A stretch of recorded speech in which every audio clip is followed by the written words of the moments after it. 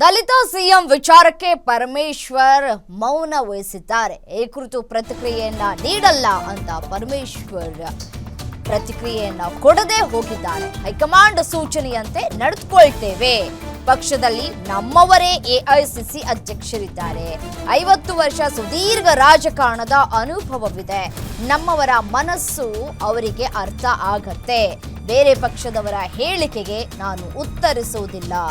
ಏನೇ ಆದರೂ ಹೈಕಮಾಂಡ್ ನಿರ್ಧಾರವೇ ಅಂತಿಮ ಅಂತ ಹೇಳಿ ವಿಜಯಪುರದಲ್ಲಿ ಗೃಹ ಸಚಿವ ಡಾಕ್ಟರ್ ಜಿ ಪರಮೇಶ್ವರ್ ಹೇಳಿಕೆಯನ್ನ ಕೊಟ್ಟಿದ್ದಾರೆ.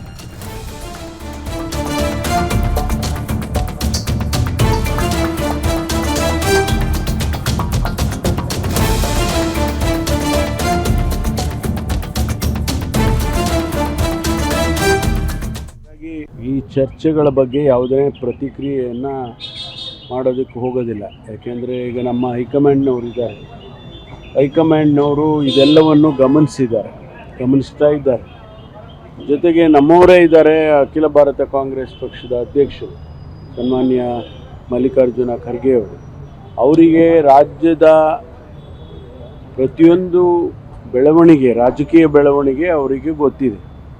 50 ವರ್ಷದ ಸುದೀರ್ಘ ರಾಜಕಾರಣವನ್ನು ಮಾಡಿರ್ತಕ್ಕಂಥವರು ಮಲ್ಲಿಕಾರ್ಜುನ್ ಖರ್ಗೆ ಅವರು ನಮ್ಮವರೇ ಆದದ್ರಿಂದ ನಮ್ಮ ಎಲ್ಲರ ಮನಸ್ಸುಗಳು ಅವರಿಗೆ ಬಹುಶಃ ಅರ್ಥ ಆಗಿರ್ತದೆ. ಹಾಗಾಗಿ ನಾವು ಯಾವುದೇ ಪ್ರತಿಕ್ರಿಯೆಯನ್ನು ಮಾಡಿದರೆ ಅದರಿಂದ ಯಾವುದೇ ಉಪಯೋಗ ಕೂಡ ಆಗೋದಿಲ್ಲ.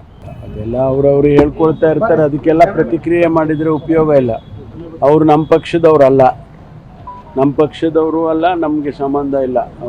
ಅವರ ಹೇಳಿಕೆಗಳು ನಮಗೆ ಯಾವುದೇ ಸಂಬಂಧ ಇಲ್ಲ. ಅದರಿಂದ ಅದಕ್ಕೆ ನಾವು ಪ್ರತಿಕ್ರಿಯೆ ಮಾಡಿ ಉಪಯೋಗ ಏನಿದೆ. ಅವರ ಅಭಿಪ್ರಾಯ ಹೇಳಿದ್ದಾರೆ. ಹೈಕಮಾಂಡ್ ಅದನ್ನು ತೀರ್ಮಾನ ಮಾಡಿದರೆ ನಾವೆಲ್ಲರೂ ಒಪ್ಕೊಳ್ತೀವಲ್ಲ. ಈ ಚರ್ಚೆಗಳ ಬಗ್ಗೆ